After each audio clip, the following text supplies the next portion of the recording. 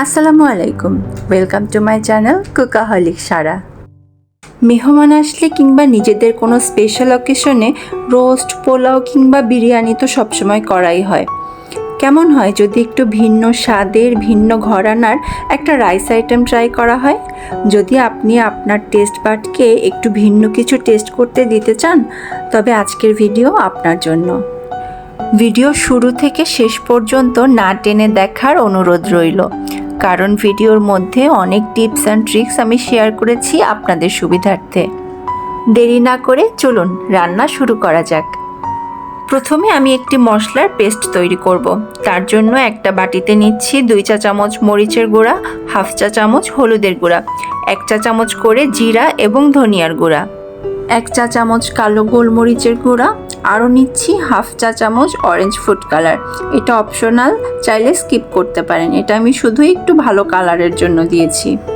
এরপরে অ্যাড করব এই রেসিপির সবথেকে 2টা ইম্পর্টেন্ট ইনগ্রেডিয়েন্টস, শানের চিকেন টিক্কা মশলা এবং তান্দুরি চিকেন মশলা 4 টেবিল চামচ করে।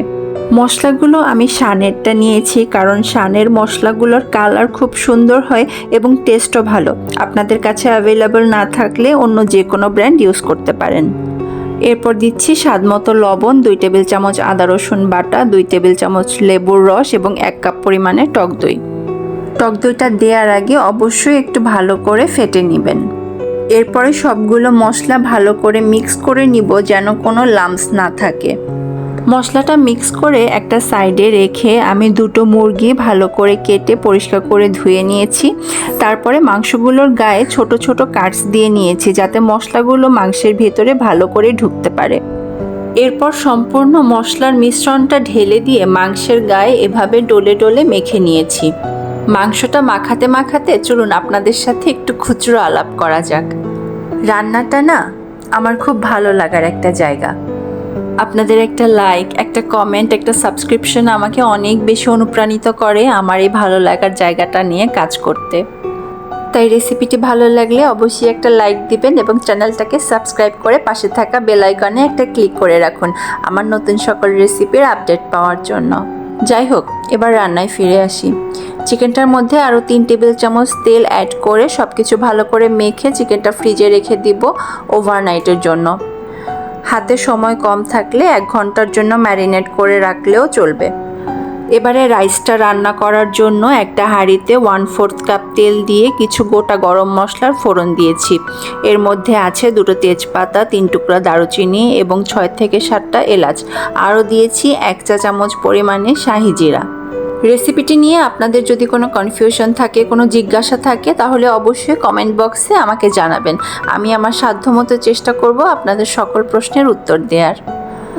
কিংবা আপনারা যদি অন্য কোনো রেসিপি আমার চ্যানেলে দেখতে চান সেটাও আমাকে জানাতে পারেন, আমি যথাসম্ভব চেষ্টা করব করে দেখানোর। এরপর 1/4 কাপ পেঁয়াজ কুচি একটু ভেজে দিয়ে দিয়েছি 1 টেবিল চামচ আদা রসুন বাটা। এরপরে আমি যে মুরগিটা ম্যারিনেট করে রেখেছিলাম তার থেকে মাংসগুলো আলাদা করে তুলে রেখে মশলাটা এই ভাজা পেঁয়াজ আদা রসুনের সাথে দিয়ে ভালো করে কষিয়ে নিয়েছি। কষাতে কষাতে এর মধ্যে আরও অ্যাড করেছি 2 টেবিল চামচ টিক্কা মশলা এবং 1.5 টেবিল চামচ তান্দুরি চিকেন মশলা।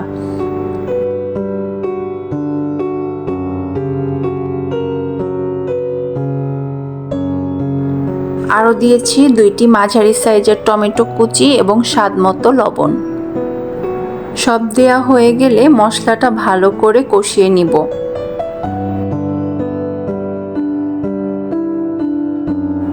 মশলাটা ভালো করে কষানোর পর যখন সাইড থেকে তেল ছেড়ে আসবে তখন দিয়ে দিব 4 কাপ পোলাওয়ের চাল। পোলাওয়ের চালটা আমি আগে থেকে আধা ঘন্টা ভিজিয়ে রেখে পরে পানি ঝরিয়ে নিয়েছি। চালটাকে কিছুক্ষণ মশলার সাথে ভেজে দিয়ে দিয়েছি 7 কাপ ফুটন্ত গরম পানি। চাল আর পানির পরিমাপ নিয়ে আমি আগেও আমার অনেক ভিডিওতে বলেছি, তাই আর এখন বিস্তারিত বলছি না। আপনারা চাইলে আমার সেই ভিডিওগুলো দেখে আসতে পারেন, আমি ডেসক্রিপশন বক্সে লিংক দিয়ে দিব। পানিটা ফুটে ওঠার পরে আপনারা লবণটা চেক করে নেবেন।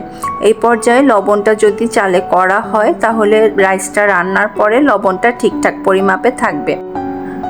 আর যদি এখন আপনার লবণটা একদম সঠিক পরিমাপে মনে হয় তাহলে রাইসটা কমপ্লিট হওয়ার পরে আপনার লবণটা কম লাগবে খেতে।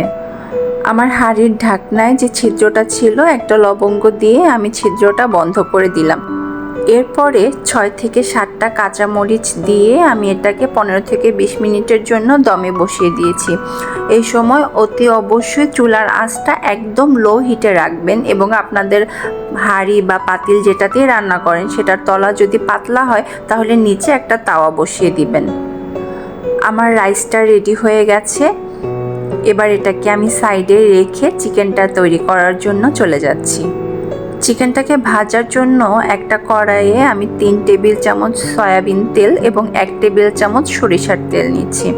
সরিষার তেলটা দেওয়ার চেষ্টা করবেন, ট্রাস্ট মি, অনেক ভালো একটা টেস্ট আসে। তেলটা গরম হওয়ার পরে আমি চিকেনের পিসগুলো দিয়ে দিয়েছি।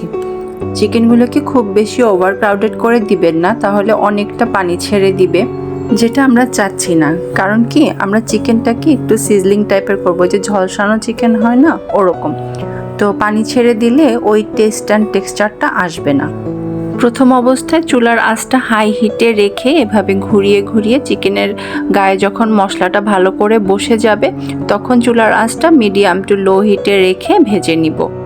এই ব্যাপারটা একটু খেয়াল করবেন। মুরগির মাংসের 2 সাইডটাই একটু ভাজা হওয়ার পরে তারপরে চুলার আঁচটা কমিয়ে দিয়ে মাংসটা সিদ্ধ করবেন।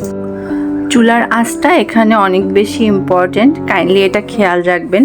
প্রথমে হাই হিটে দিয়ে 2 সাইড একটু ভেজে নিয়ে তারপরে লো টু মিডিয়াম হিটে পুরোটা ভেজে নিতে হবে।